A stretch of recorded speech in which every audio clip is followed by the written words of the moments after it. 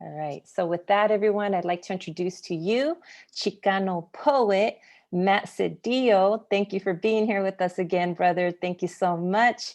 I'm going to hand the mic over to you. I just read your bio to the students, and so we're excited to have you again. And I'm excited personally to have you again. Every semester you show up like that, and I love that. I love you for that.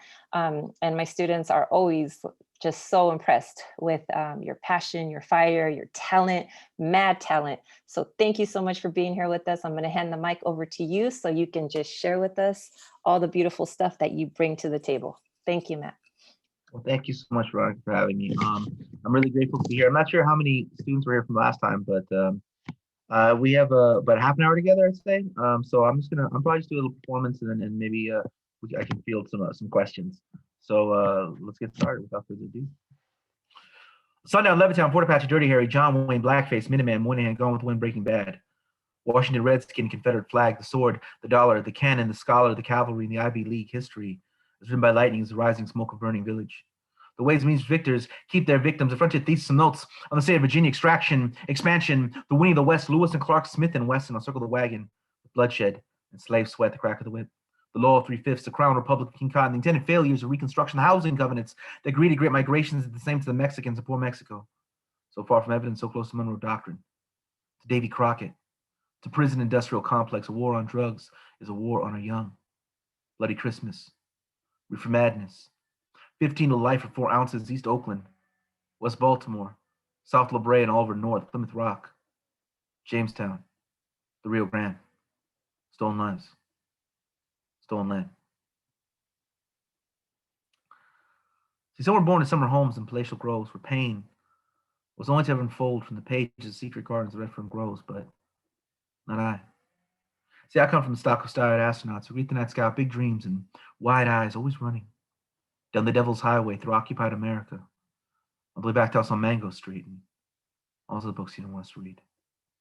Raised on handball off the back wall of a Panaderia born east of the river post Mendez versus Westminster, one generation moved the red lines, and diplomas that were signed that those dreams in that skin need not apply. See, I come from struggle. And if my story offends you, it was only because you made the mistake of seeking your reflection in my self-portrait. See, this will not be about you. Because some are born in the Common Core, whose reflected faces grace the pages of doctrines discovered and age to be explored. World hardships crashed against new shores, New England, New Hampshire, New Jersey, New York. For others, pushed off Turtle Island. Aslan, do not call this brown-skinned immigrant. Child of the sun, son of the conquest, Mexicano blood, running through the veins east side of Los Angeles. Do not tell him when his tongue and song will best be sung. Do not tell me who I am, because I was raised like you. Miseducated in some of those very same schools off lessons and legends of honest Indians and Christian pilgrims and a nation of immigrants, all united in freedom. That isn't until they pulled aside my white friend, pointed directly at me and said, Scott, I judge you by the company you keep and you spend your time with this. Let's say my story, 1846. He drank to Uncle Sam and stick up Manny Wetbag. Show me your papers, now give me your labor, the melting pot. It's never made for the hands to clean it. The American dream has always come at the expense of those who tucked in and you don't know that. So you don't teach it. Could write you a book, but you won't read it, so you know this is about you. In 1492, and the Treaty of Guadalupe, and California missions and Arizona schools, and these racists that try to race us as there's their kids in cities that bear our names, that you can learn some of their days, from Ferdinand to Minuteman, from Arpaio to Alamo, from Popo Wood, so like in the Indian, to Liz and me, from Mayo State to 43, try to bury us. They didn't know we were seeds, Canadian mind, Calino strike, the Plan de Ala, Mizapata, Wakimirieta, that's Adelitas, Brown Berezi, Zapatistas, from Richard Nixon, Third Napoleon, from Peckinpah to Houston, from Lone Star Republic to Christopher Columbus, all the way down to Donald fucking Trump. We didn't cross the borders crossed us. Who you calling immigrant, pilgrim? So these first two are from my latest book, Mowing Leaves of Grass. This next one's going to become from the next coming collection called City on the Second Floor. So here we go. It's called The Rich. And this one is a satire. This one is a character poem. It's not me. Don't think that it's me. Don't ask me for money. I am not rich. This poem is about be rich. Here we go. The rich. Well, they're not like you and me. They see an opportunity and they grab it. Reach for the stars and they put them in their pocket. Company stays in the red, but they're backed by the government. Store the public dimes and lines of pure profit, research and development. The rich, well, they didn't breed. Champagne wishes and caviar dreams, thoroughbred stallions, quarterly mansions, sea deep water horizon, blood diamonds, golden parachutes, silicon messiahs, feasting on endangered species, served on silver platters, winter palaces carved from the tips of icebergs, six-figure charters, vulture capital, million-dollar cufflinks looking life like an apple insured by suicide nets, lifestyles of the criminally negligent, but you haven't lived.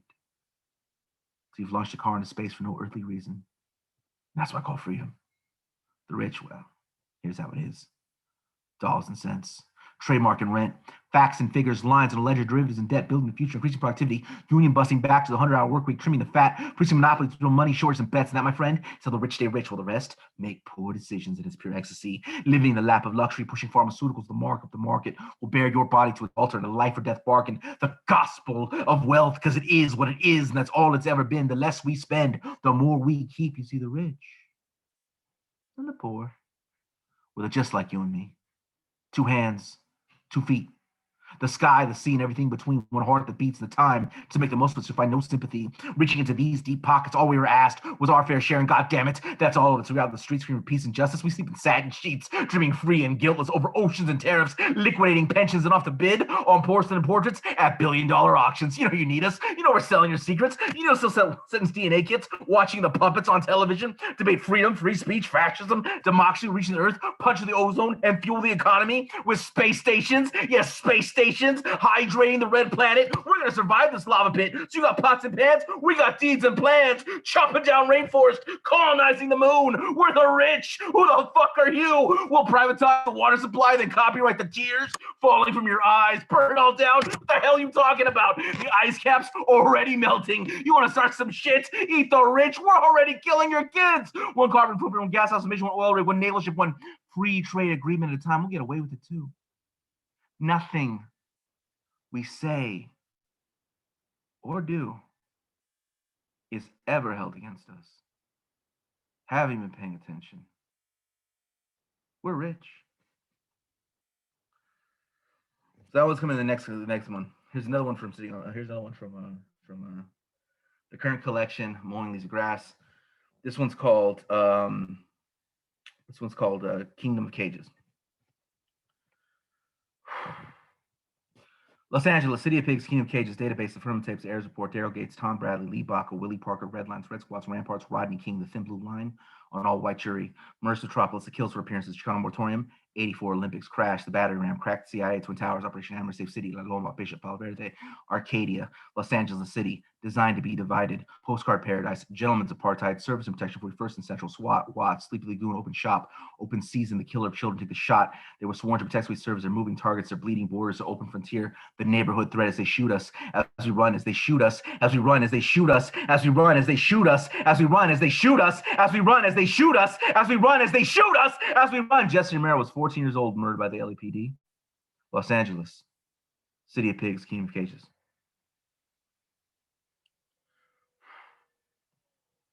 Yeah. All right, I'm gonna do 2 more poems, and then we'll open up to questions. So this next poem is the title poem for Mowing Leaves of Grass, and it's very interesting because I recently got a chance to do a show via Zoom on the East Coast, and it was interesting because I did the poem Mowing Leaves of Grass, and when I considered writing this poem Mowing Leaves of Grass, I set out to write a poem where Corky Gonzalez was the hero and Walt Whitman was the villain, and that was kind of my conception going into the thing. And in reading it to this person, they said, well, you know, you're such a critic of the Western canon, and yet you know so much of it, and yet you're shaped by it. You're so shaped by this thing that you critique, and do you think that it's a thing of artists all being shaped by the critique? And it's true. I do know some stuff about, you know, traditionally, you know, what's taught in high schools and what we call the Western canon. I knew that myself. I mean, we're all taught in high school. But the beginning and the end of this poem are very like Chicano stuff, and because this person didn't know that stuff, they assumed what I said in the beginning and the end was just gibberish, and the middle part is where all the content was, right? And that's kind of what happened. This was a really nice guy too. This was a really well-intentioned person, but when they hear Walt Whitman and Chaucer and whatever, they can understand what I'm talking about. When I mention Luis Valdez, when I mention Luis Rodriguez, when I mention Sandro Cisneros, they have no idea what I'm talking about. That's just a bunch of gibberish. You know, when I talk about Cisqueros, when I talk about Rivera, they have no idea what I'm talking about. And so they just kind of just think it's just passionate talk, right? It's not, these aren't references worth making. These aren't references worth knowing. And so that is kind of how this individual interpreted this poem. But that's really what the entire book is about. Because Walt Whitman was an extremely talented poet. He was very, very talented. Brilliant writer, brilliant thinker. But he was also deeply racist. And so we don't need Walt Whitman, because I'm a very talented writer. I'm really great. And some people say I'm the best political poet in America. And, and that's just the way it is. And, Walt Whitman's a guy who, in the 1800s wrote something in a newspaper, said, "What is miserable, inefficient Mexico with a grand mission of people in a new world with noble race?" So when you do some shit like that, hundreds of years later, someone like me is born, writes a book called Mowing Leaves of Grass, and gets called the best political poet in America. So, fuck Walt Whitman. You don't need Walt Whitman. We don't need Walt Whitman. None of us need Walt Whitman. We don't need Walt Whitman. He hated us. So that's what this poem's about. It's called Mowing Leaves of Grass. I'm the as-yet-written vengeance of Valadez, the best laid plans of Modesta, the reckoning of Santa Cruz, St. Citro, Bisbee, Chandler, Porvenir, the blood, sweat, and tears of all that I refuse to forget. I am the unpaid debt, no sidekick, no subplot, no mascot, no ethnic study. The universe I embody, the ground above me, the sky beneath my feet. Marshal las skies, las reyes, a circular calendar, sleeping in Sierra Rivera, past, the future and the present, la catch all at once, because the moment I am you, you are me, and we. Our two clenched fists that still lit fire, sacred kept, found West Coast, last fighting Aztec, laughing in the face of death, the blade of El Pachuco guarding the temple steps, the strength of memory, the promise of tomorrow. Yo soy Chicano, Chicano soy, donde me lleves, El Chicano voy. They want you things important. Critical to your rehabilitation for the way in which you entered this world. Read Thomas Jefferson and else get pregnant. Standards and practices. Curriculum and instruction, you the product of a public education. Do not erupt. You'll be like cuffed, face first to pavement like your father, your grandfather, your mother, your Nina, your tios. You learn your lessons. It's not personal. It's all you people. So don't get mad. Don't be hurt. Don't make this political. It's economic. Objective. The law of self-interest who let you in will become of the canon, the classics, Alexander, Napoleon, who will shelve the wit and wisdom, Ben Franklin, Shelley, Shakespeare, Chaucer, Walt Whitman, from the Palmanic starting with his miserable, inefficient Mexico to the grand mission, the new world, the noble race. You fought. You lost. You don't get to define this. It's not racism, it's progress, providence, and God willing, you filthy mongrels. It is just the way it is. Look at you. I don't see color. I see labor. I see cops and robbers, guards and convicts, institutions, corrections, schools that look like prisons, caged apartments, where the cost of living, the cost of being brown is high as wage theft and the rent. Forget your savage tongue, old tissues will bust. American love, spoon feed you, speaks freedom of speech, don't drink a joke, and speak to authority, show you who you are in a book. You believe it, because I said it, now you read it. And who you question the canon, the classics, Lowry, Kerouac, walk out in the great white brilliance of Garfield, Roosevelt, Lincoln. Now listen, because it's important. The universe is a muralist. The cosmos, our self-portrait. Starring Curandera, Danzante, a poet laureate, a stylist, a mechanic, the barrio dandy, cruising the rings of Saturn to travel tips of Taurus, Carrasco, tearing the current Union Station, Joaquin, returning triumphant, marching through halls of Tucson, mowing down leaves of grass. Fuck Walt Whitman. This is all the bold dedication to Frida, Selena, Cantinflas, Luis Rodriguez, Valadez, Juana, Sandra, Antandu, the mighty Quinn, to all that we are and all that we've been through, lifetimes and timelines, galaxies and dimensions of pride, pain, and resistance. And Gothic are the solar showers and the days of living music when the people of the sun were dancing to the tune of Valenzuela. La Luna was a calavera as the ancestors welcomed the future to circle encounters. Why I'm you, you are me, sitting at a desk, looking to the stars, searching for the end of a poem there began, that always was, and forever shall be. And so, I'm just gonna go up to questions right now, if there are any questions. First of all, just thank you for always bringing that fire and that passion, and for everything that you do, and for being such a great example of somebody who uses the arts, right, to be able to bring these issues to the forefront and to be able to address them head on and in a very creative and inspiring way. So thank you for that, first of all. And students, like, if you don't know what a treat this is, like this is a major treat for you all. And so we're lucky. And so thank you for that. But I want to hand the mic over to you, students. We really want to hear your voices. So please go ahead and unmute if you have any questions or even just comments, okay?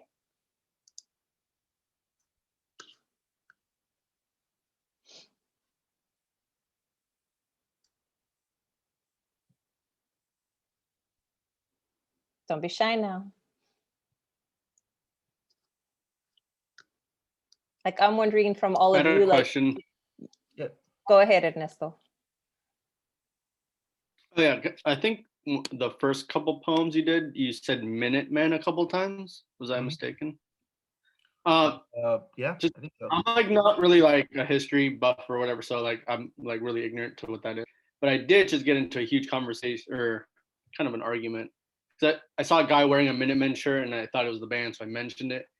But then whatever, we got into like political discussion, so we got really weird, whatever. But yeah, no, if you're looking for the Minutemen, the punk band that did those songs in like 30 seconds, like 30 seconds to a minute 30, and it turned out to be the Minutemen, the political group, yeah, it's gonna go in the opposite direction. Yeah, it went in a way weird way, and we ended up like in a huge discussion. So I just wanted to know why you put Minutemen in your poem.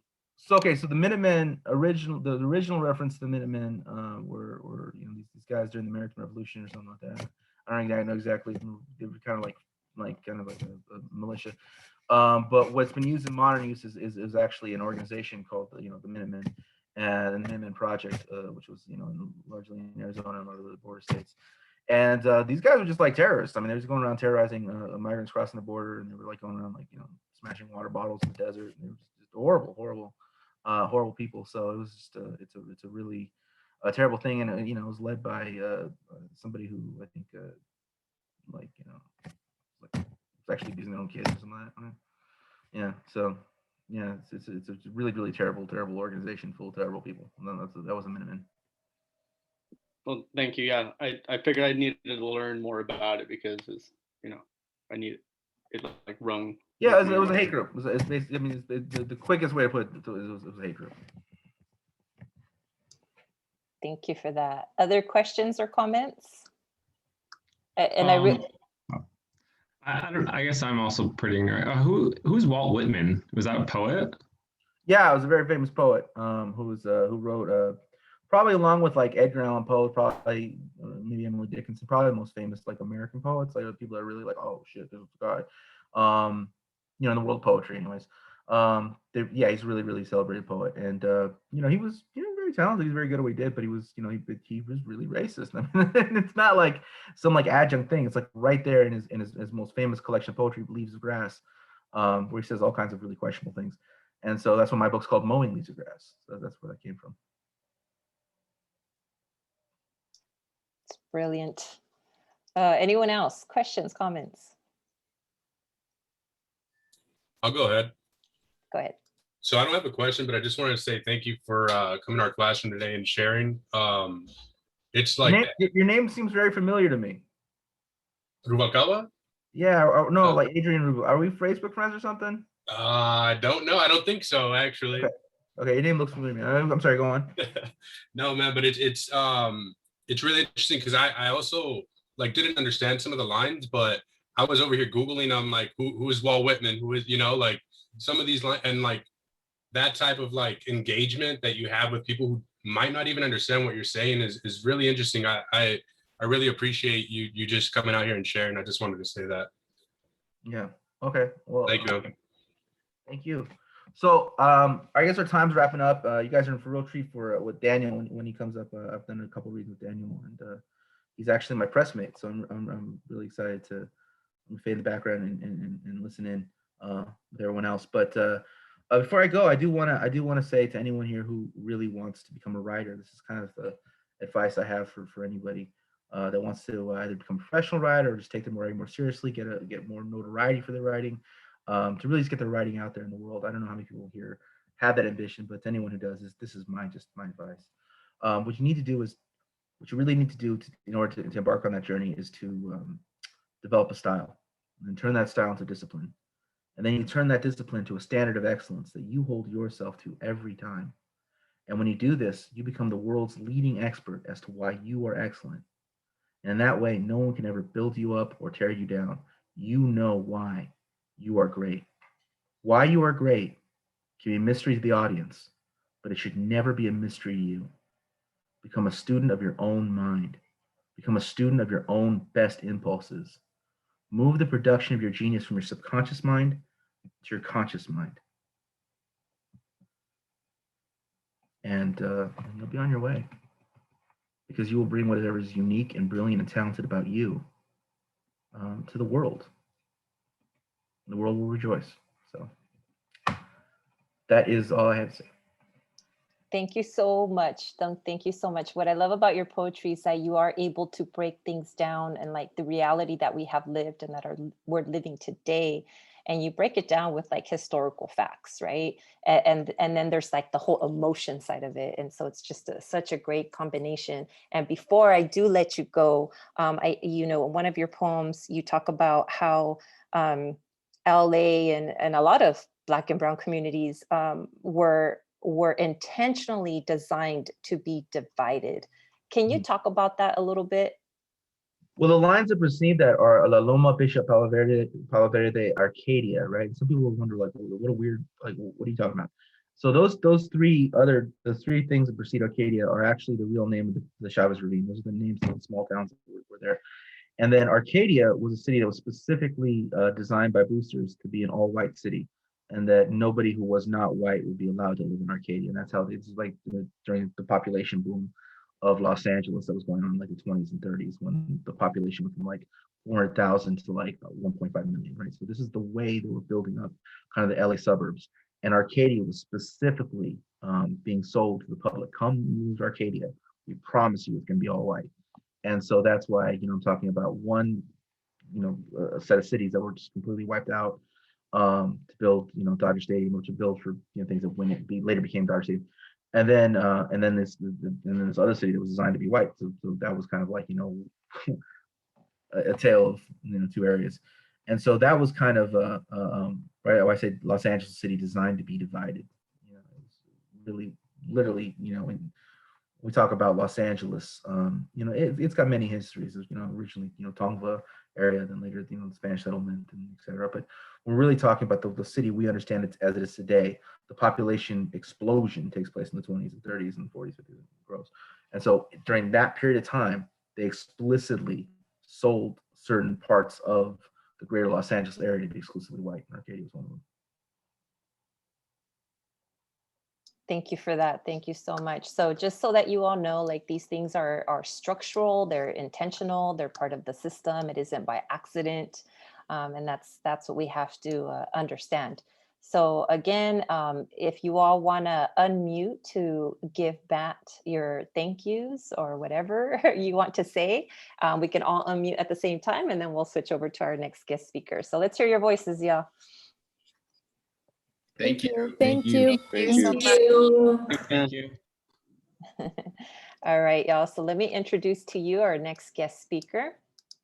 We have with us today TEDx speaker Daniel García Ordaz, a.k.a. the Poet Mariachi, a Texas-based teacher and author from McAllen, is an established voice in the Latino and Mexican American poetry. His work has been taught and written about by academics across the US and abroad, and he is a 2018 Pushcart Prize nominee. Garcia has an MFA in creative writing from the University of Texas, Rio Grande Valley.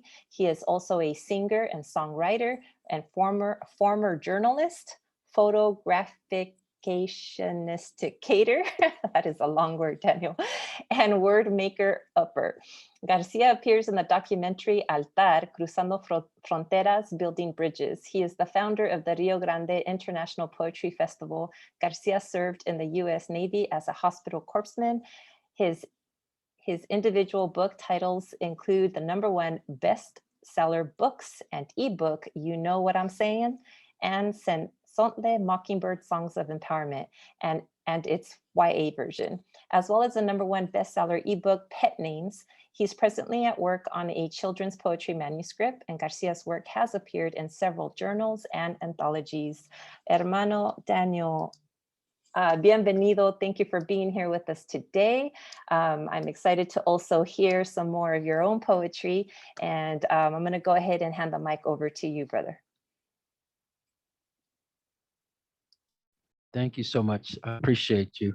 I think I'm unmuted now, ¿verdad? Okay, so yeah, this is great. And Matt and I shared the stage, pre-COVID, a couple years ago now. And with COVID, time is who knows what time means anymore. But yeah, I mean, standing ovation for Matt. Excellent work. So great to share the screen now again with him. And thank you so much, Professora, for having me share some of my work. And sorry, I don't remember the time limit here. I'm gonna just cut me off when you need to.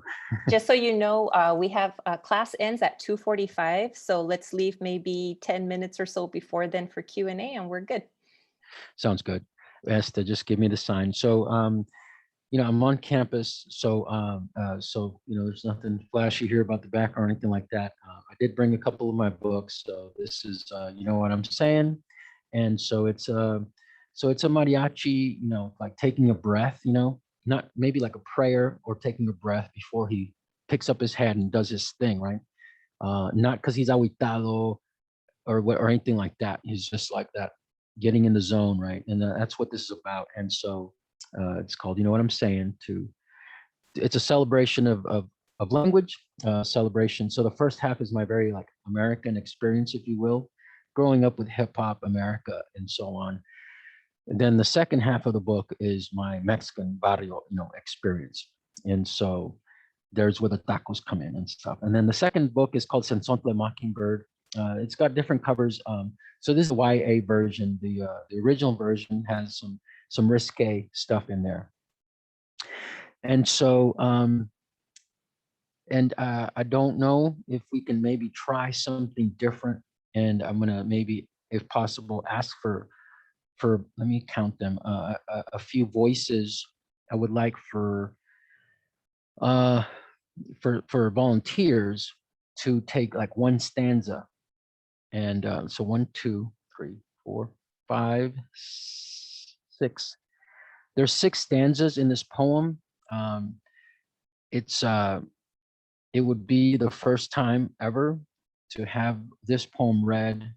First of all, you know, it's never been read at a college campus, and I know we're you know, online and all that, but it's still a college, you know, scenario. So y'all would be the first. If there's 6 volunteers, preferably female voices, you know, female identifying voices, only because it was written, you know, in that way. However, you know, I would welcome any 6 voices. If there's any volunteers, maybe throw it in the chat, or contact you know, the profesora somehow. So if it doesn't work out, it's all good. No one's gonna judge you. It's a cold reading. You've never seen these words, and some of the words might be a little unique. And definitely, as you saw in the bio, photographicationisticator, I do make up words. So be a little crazy and courageous, and see if we can get maybe 6 of y'all to volunteer to read this poem that I would show on the screen. And so again, we're not going to judge you. Some of the words might be different and whatever. There is definitely some Spanglish in there, and again, some made up words. And so, you know, I want to throw that out at you. So let me read a couple, and then we'll maybe get to that one. So I do want to share my screen, and if possible here. And I don't know that and so I don't know, maybe I'm not ready for that aspect. Let me just try one more thing right quick. I think I am. Okay, yeah, let me do that then. I just had the wrong screen kind of queued. But I want to talk very briefly about Gloria Anzaldúa. So this is a very, you know, famous writer. I'm assuming I'm sharing my screen correctly. Is that correct?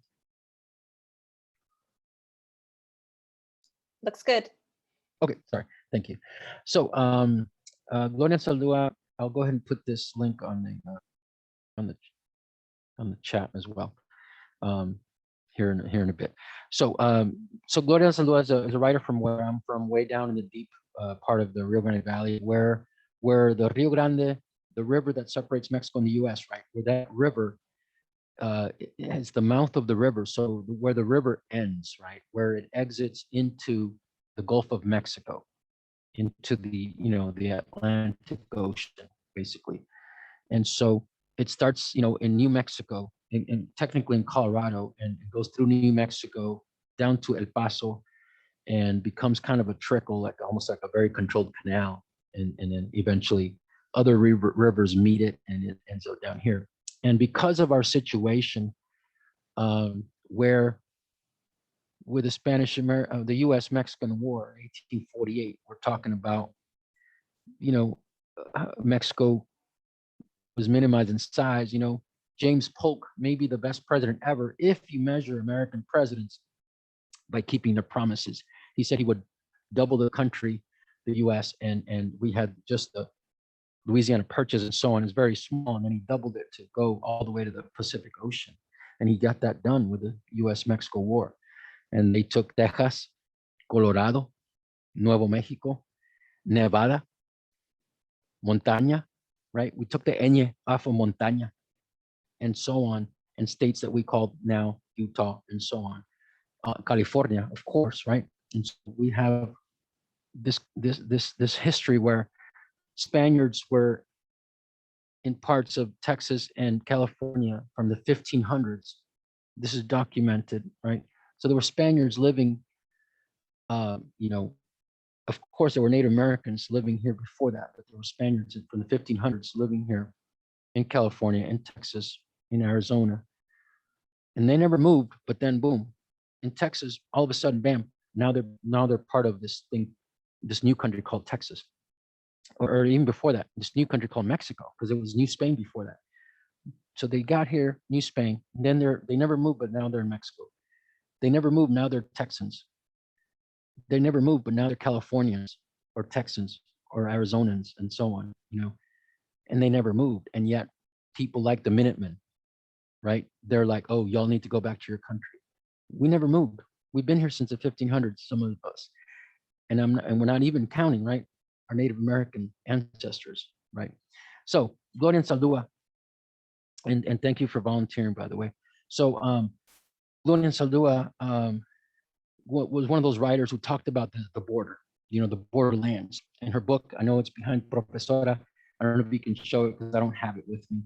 But Borderlands La Frontera. She said that the border is a herida abierta. It's an open wound. Every time it starts to kind of heal, they rip that Band-Aid open by having the Minutemen show up, by attempting a border wall.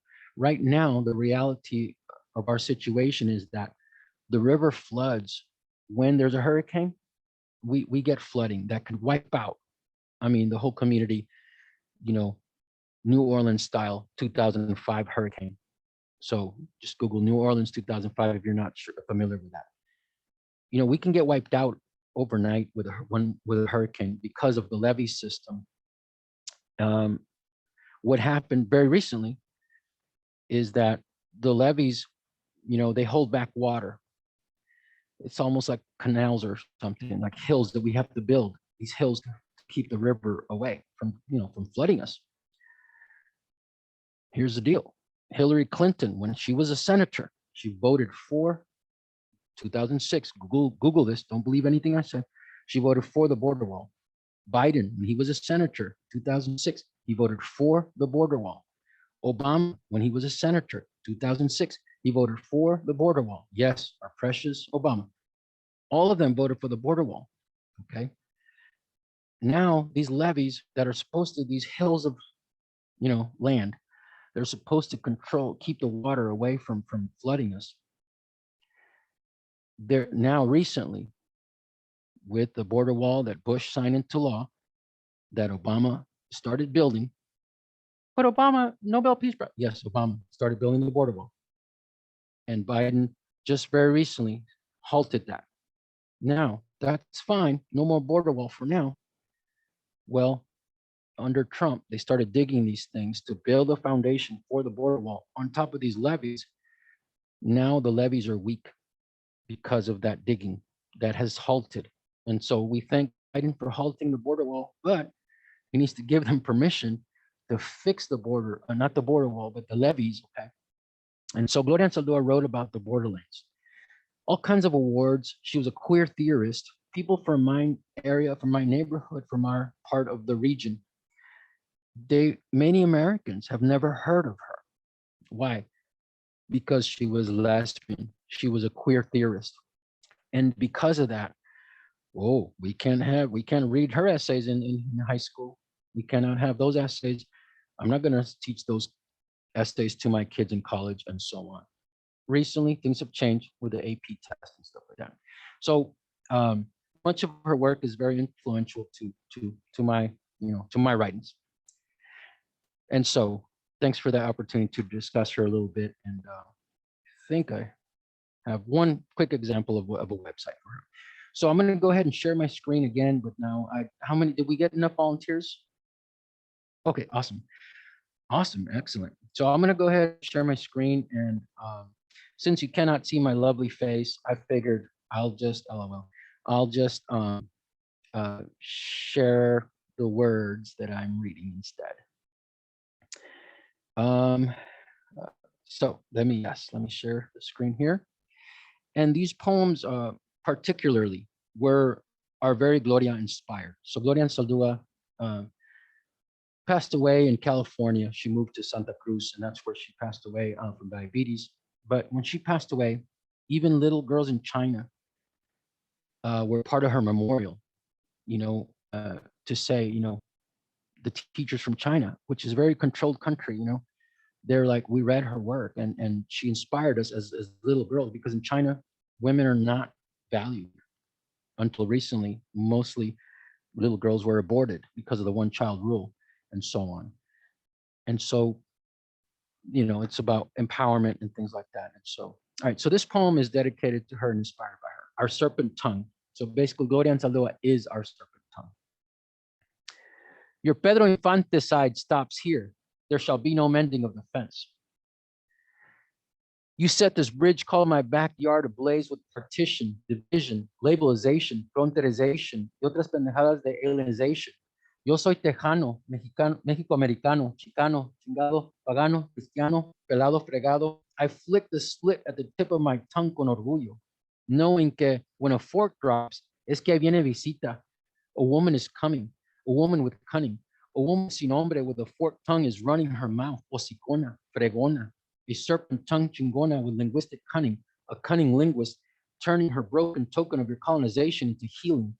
Y para decir la verdad, you are not my equal. You cannot speak like me. You will not speak for me. My dreams are not your dreams. My voice is not your voice. You yell, oh dear Lord, in your dreams. I scream, a la chingada, in my nightmares. Your Pedro Infanticide stops here. There shall be no mending of the fence.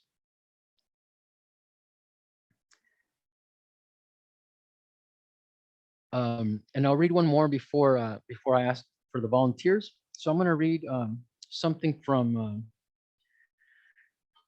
this other book. You know what I'm saying, okay? And so you all know, without Googling, Muhammad Ali is, right? I think, probably, I'm guessing, I hope. And so this is a poem that I wrote about Muhammad Ali. Actually, I wrote this poem about my son when he was a baby. And so I got this song in I was a stay-at-home dad for a while, and I got this line in my head. This is how I write poetry. This line just kind of pops in, and I just can't stop with that line until I go write it down. So I got this line. He was faster than fast. And then I got another line on top of that. He was faster than fast. He was lightning on fire. So my baby son, I was a stay-at-home dad, and he loved his naked time, okay? And his left hand, it would go like a mile, like 100 miles an hour like this when he had bath time with his naked time. And his right hand would go like this way, and his legs were kicking, and he had a big old smile and just, woohoo, naked time. And it took me like 3 years to learn how to do this. Okay, so, so then he stopped doing it after a few weeks, 2-3 weeks, he stopped doing it. But then he did it again and called my wife. I'm like, he's doing it again. And I got that line. He was lightning. He was, lightning on fire and so on. He was fast and fast. And so I tried to write a poem about my son, but it didn't want to be a poem about my son. It wanted to be a poem about Muhammad Ali. He beat Liston down to a pulp like a piston in an old Chevy coupe. He beat Frazier down to the Thriller like a razor in a land called Manila. In the biggest fight of his life, he had 7. He grilled George Foreman in the chin for the win. He float like a butterfly and sting like a bee. He say things on the mic like he understand me. He moved, he grew. He got honesty. He fights in beauty like the night and other lovely things that poets write. They all describe his kind of fight. He was bad. Cassius Clay, as some people like to say, Muhammad Ali, if you don't mind me, was faster than fast, was better than bad as they come. 3-time world champion. They say he ain't done. He was faster than fast. He was lightning on fire. He was so damn fast, made you go call your mother. He was bad. He knocked down fools like he was bionic. He killed them all like he was bubonic, like a plague, enraged. Ali, Boumaye, Ali, Boumaye. So I think I cut off a piece of that, but it's all good. Now, this book, you know what I'm saying, is from 2006. That was 15 years ago. So I'm about to have a quinceañera for my book here in November. All right, we're gonna celebrate past COVID. We're gonna have cake for everything. And so 15 years ago, I wrote this poem, or maybe even before that. This is when the book came out. And as Matt was talking about, if you want to be a writer, my quick advice on that, real quick, is you're gonna deal with rejection. Your people are gonna say no. They're gonna say that's ridiculous. This sucks. No one's gonna buy that. That's stupid. Nobody likes rhyming. I've been told all kinds of things, by people I admire, by people I don't know. People have laughed in my face in writing classes. And just like Matt, I don't know if he mentioned it or not, but his work is being taught at universities, not just here now, right? But as a required textbook, in college and universities, all over the US and perhaps beyond. My book was a chapbook. I just went and stapled it at Kinko's at the FedEx office, just with staples. And there were professors using it in classes to talk about language and talk about cultural issues. And so you're going to get rejected, but we all, then there's going to be a yes. And even if I still get rejections, okay, all the time. I was invited to send something to some fancy journal in Michigan. And then I got an email saying, oh, thanks, we can't use it, even though they reached out to me for poems. So long before Ariana Grande, shout out to Ariana, this is my song. Here we go. These are a few of my favorite ches. Sing along if you know the words. Chitos, chalupas, and chilaquiles, chales and chucos, cholos and chiles, chelas and chachas and chocolate. These are a few of my favorite ches. Chupacabras, cheves chicharras, charros chicotes, chicos y chatas, Michoacan, Machu Picchu, and Tenochtitlan, Chiche and Itza are all names of lands.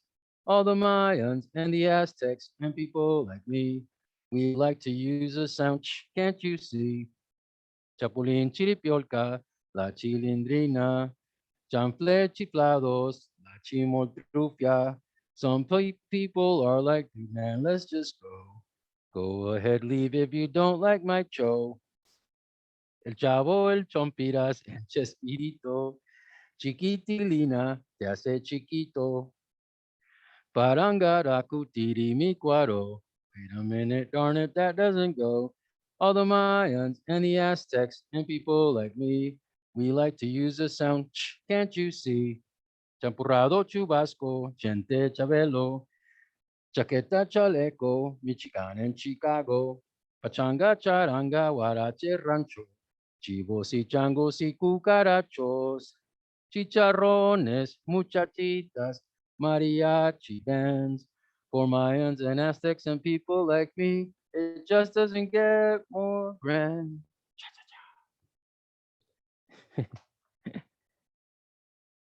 Gracias, gracias. So, yeah, but whew, catching my breath here. All right, there was a student here, so he's gone. So take my mask off. All right. So thanks so much for the feedback there. Let's go ahead and jump to our 6 volunteers, and if you could sort of name the order, I guess, whatever order you volunteered in, that's your stanza. Let me help with that. Thank I'm you. gonna have, I just wrote your names down on my list. So let's go in this order. Maddie, Isabella Garcia, Julia, Brittany, Anaive, and Joanna. I'm gonna say that one more time. Maddie, Isabella, Julia, Brittany, Anaive, and Joanna. Got it, ladies? All right. All right, so so this is a poem that I wrote for all the badass women, you know, in my life, the activists, the chingonas out there getting it done. And so, you know, just bring yourself into it. And let me just check on the spacing, make sure it's good to go. And again, there's some made up words and some Spanish, some English, and just go with it. Just go with it. And it's your reading, so make it your own. Yo soy Aphrodite. ¿Y qué? Okay, I start. All right. I was spawned from the foam of fornication, brought forth from the gonadic sea, born from castrated emasculation, procreated to be, like me, rising exposed from a shell like a pillbox invitation. I am the cause of and cure for your sexual obfuscation. The rhythm and rhyme of your heart's permutation. I don't seek your approval or accept your affirmation.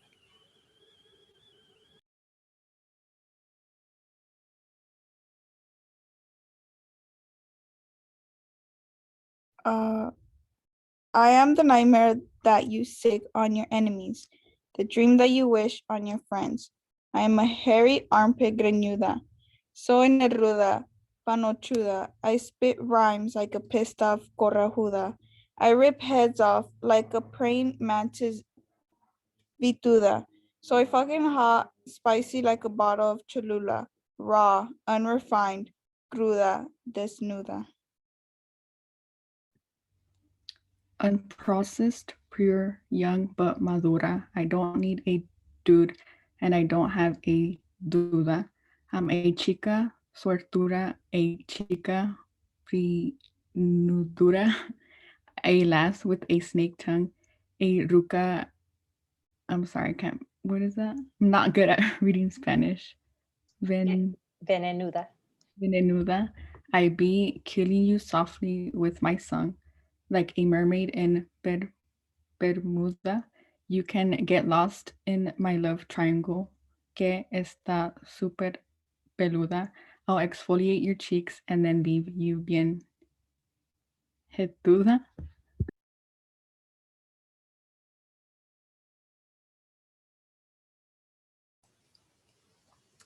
I am a coy mistress, Gila, a virgin quebrantera, soy Jengodo,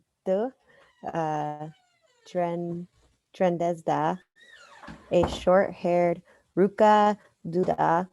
I shall not be defined. I am a stubborn Chabosida, soy Leona Peleonaire, like a lioness of Judah. I got truth on lock, like an iron Seedroy rock. I got truth on lock like an iron Seedroy rock. My conspiracies around like a slow motion zepperder.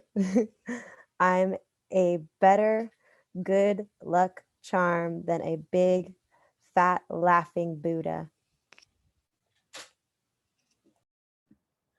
I am a ruka pachucha trucha marucha. I give orgasms to the poor because I live that kind of vida. I kill swans and save ladies. Heredias, queredias, muchachas, perdidas. We speak, yell, scream, and shout, and we don't say dormidas. Soy Mandona, Madonna, chingona, sangrona, enojona, nalgona, chichona, muchachona, fregada, castrada, arrastrada.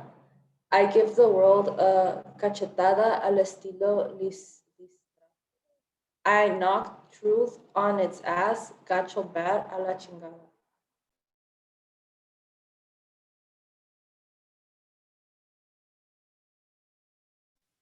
Questions, comments at this point about the poem or anything? And thank you so much for reading, and you've made history. This is the first college reading ever.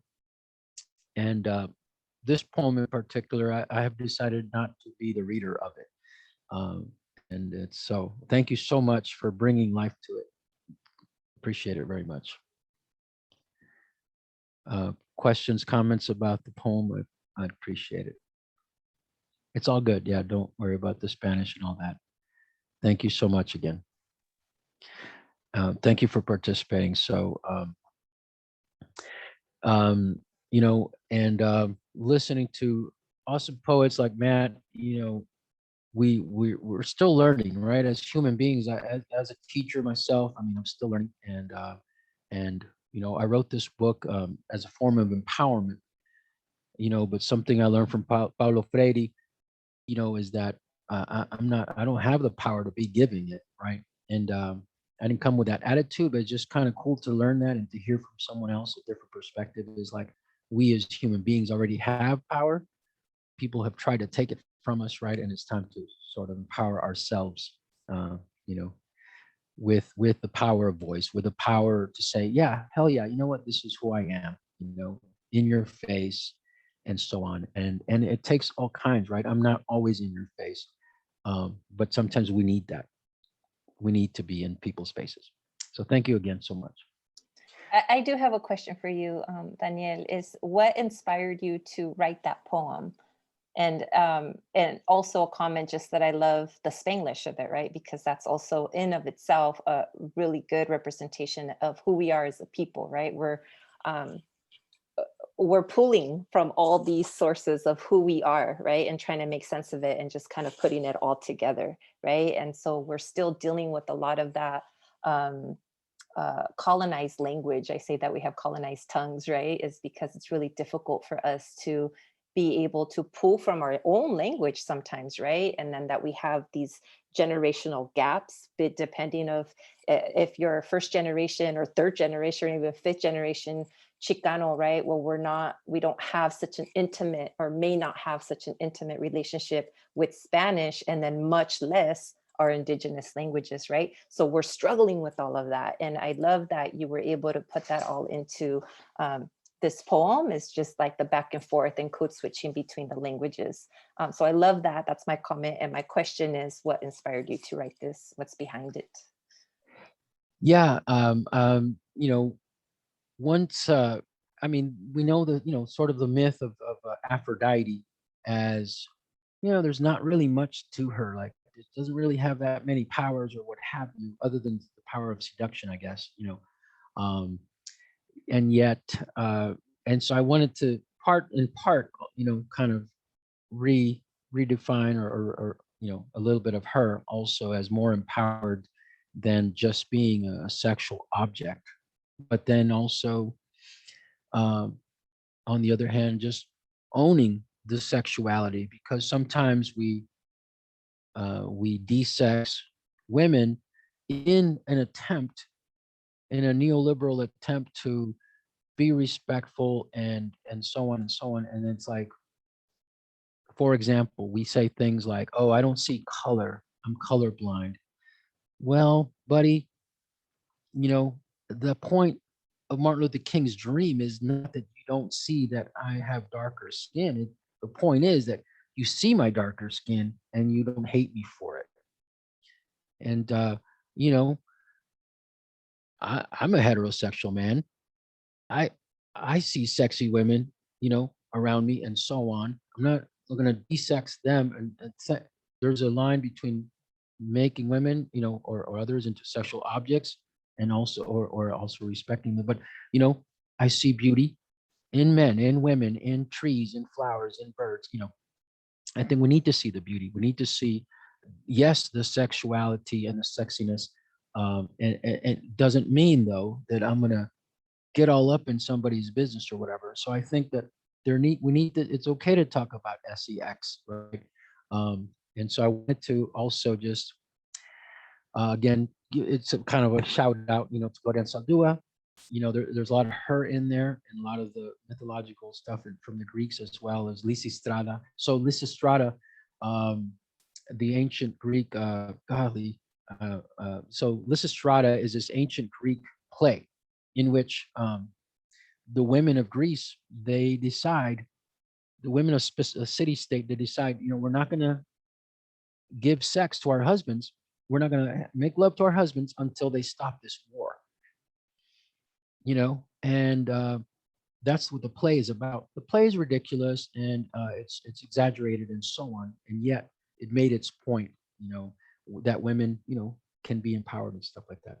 And just finally, gosh, I don't know if I don't think I'm sharing this, but I'll go ahead and just put this link on the chat. One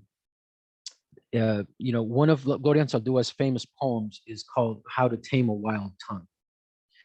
How to Tame a Wild Tongue. And so our tongues, especially for women, I've seen, people have attempted to tame them for too long. And so this is a poem where it's like, it's okay to be chingona. And she uses the word hocicona. So hocico is an animal word. So is that How to Tame a Wild Tongue? Yeah. Thank you so much. I mean, so hocico is a snout / mouth for an animal. So when a I don't know, a Mexican dad says to his daughter, "You're hocicona," like you're talking back and so on. Like, and Gloria Saldúa says, "You know what? Yeah, I am an hocicona. I'm gonna talk back." Gloria Saldúa said, she said, "I became a lesbian by choice, just to piss off my parents, basically." And so she, though she talks about La Virgen, she left Catholicism and just embraced world spirituality, if you will, and tried to remove that European sentiments and Western ideas about La Virgen de Guadalupe and about the Aztec, goddesses and stuff like that. So though it's about Aphrodite, is also bringing in a lot of that mythology. Thanks for allowing me to share.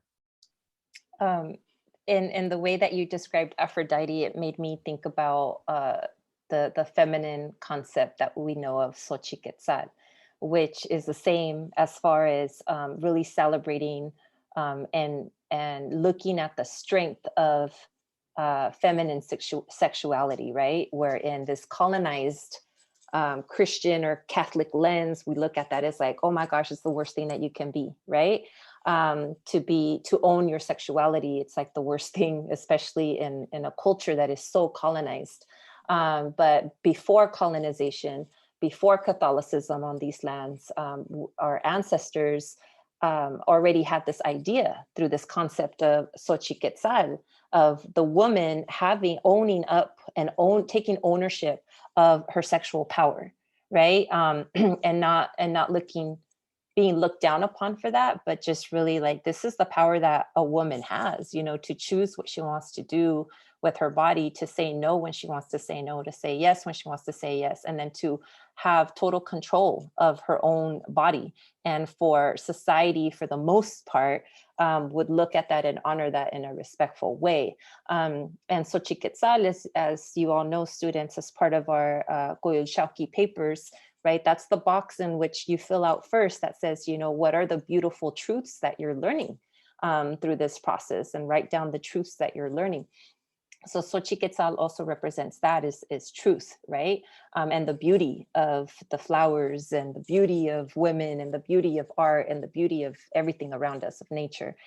So it's all encompassing in that way. So I love how, this is, it just reminded me of that. But all right, students, so anybody have questions or comments? I want to hear your voices as well. How was this for you? What are you thinking? What are you experiencing? What are you reflecting on? Any questions as well are welcome. I do have a question on the poem we read. Have you tried reaching out like to like someone so they could sing it, like so it could be like a song or something? Thanks so much for asking that. Sorry, I'm muted. Yeah, thanks for asking. I'm sorry, I didn't catch the name of who was asking. I'm gonna stop sharing. And Joanna, was that you? I don't know. Yeah, it was me. Okay, thank you. I'm not sure if I'm saying your name right. Sorry. So yeah, I mean, so Centzontle Mockingbird. I mean, Centzontle is a mockingbird, right? It's an Aztec name for this bird that can sing, depending on what scientist you ask, between 200 and 400 songs that they mimic. And so the subtitle is Songs of Empowerment.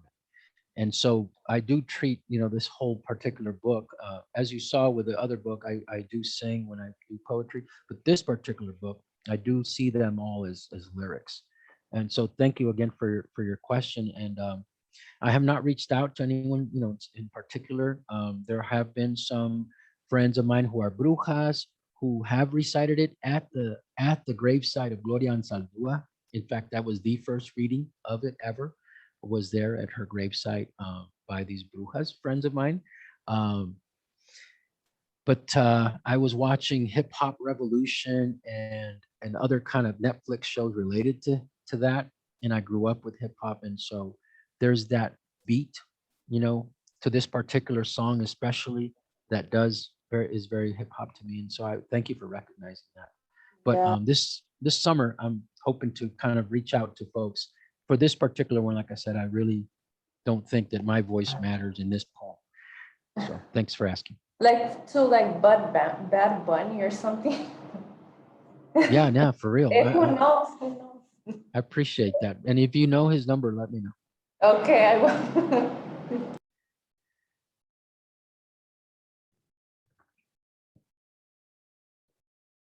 We have about 6 minutes, maybe at the most. Yes. Any others, folks? Yeah, that's a great professor, question. I mean, again, about the Osikona thing, right? It's like we have these ideas that are like, women especially, right? For men, we say like, habla como hombre, not only to speak, but you must speak like a man with a tough voice, right? God forbid you have a high-pitched voice as a male in any society, right? But certainly in the Mexican. And so the opposite, right, for the girls, if you want to get married, if you want to find a man, if you want to, et cetera, you need to close your legs and close your mouth, is what girls are told. So yeah, very, very much so. So yeah, I just wanted to make that connection as well, right? So in Spanish, oftentimes we'll hear calladita te ves más bonita, which means if you're quiet, you're prettier, right? And so that's just this very colonized mentality. And I say colonized mentality because I want you all to understand that ancestrally speaking, it wasn't always like that. That came through the process of colonization. That machismo attitude came through the process of colonization because our abuelitos, right? The men who were trying to survive the brunt of this colonial disaster and genocide and enslavement, et cetera, really pushed them to the brink, right, of even losing their own humanity, and became colonized in the way that they think and act, because the only place where they had any kind of power was within their own home. And so they became very toxic in that way because they were in a very toxic environment. And then when that gets passed down from generation to generation, then many years later, we think like, this has always been part of our culture. It hasn't been always part of our culture. This is the colonized part of our culture. And so it's really important for us as a people to recognize that, to hold each other accountable for that, and to work on a day-to-day basis to decolonize ourselves from that.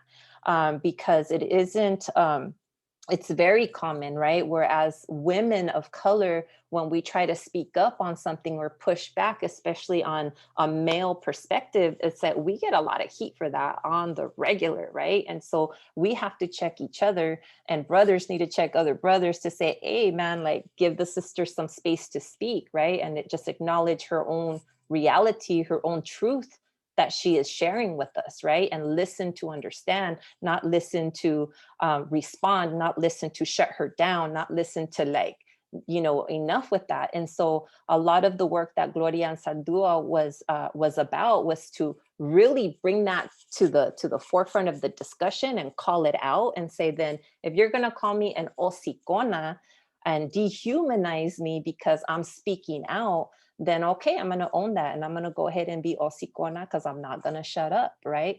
And so that's the power behind Ansardua and why she's just so prolific as a female poet who just pushed back on that, and even with her sexuality, right? Just push back and saying like, in our culture, this isn't okay typically, but I'm going to go ahead and push back on that. So that's just really powerful. And I really appreciate you, Daniel, just like bringing what, her fire and her spirit into this space. And then you also recognizing and building on that through your own creative art forms. So I appreciate that. Gracias. Here's a YouTube, just in another time or whatever, y'all, when you get a chance, there's a documentary about Gloria Anzaldúa that might help y'all out for another time. Good. Go ahead and open that link, y'all, before the chat goes away, and just save it on your computer to watch later. It's great. Yeah, I mean, and so the Chavez Ravine idea, I mean, there's all these Dodgers fans that are Mexican American and stuff, and it's like, y'all, we used to live there, right? And they kicked us out to put the Dodgers. 1960s Dodgers were in New York City, and the Brooklyn Dodgers, right? And they were moved over here to LA, and it's like, oh, let's move the Mexicans out, but y'all still better be fans. So it's just interesting. But yeah, Gloria was all about empowerment and giving voice, and yeah, she's just owned it. You're gonna call me queer, okay? I'm gonna be a queer theorist, like, I'm gonna own all those labels and stuff like that, and throw them back in your face and redefine them my way.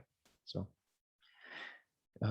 thank you all so much. I appreciate getting the invite and opportunity. Beautiful. Thank you again for taking time to be with us, for sharing your art form with us. Matt, you as well.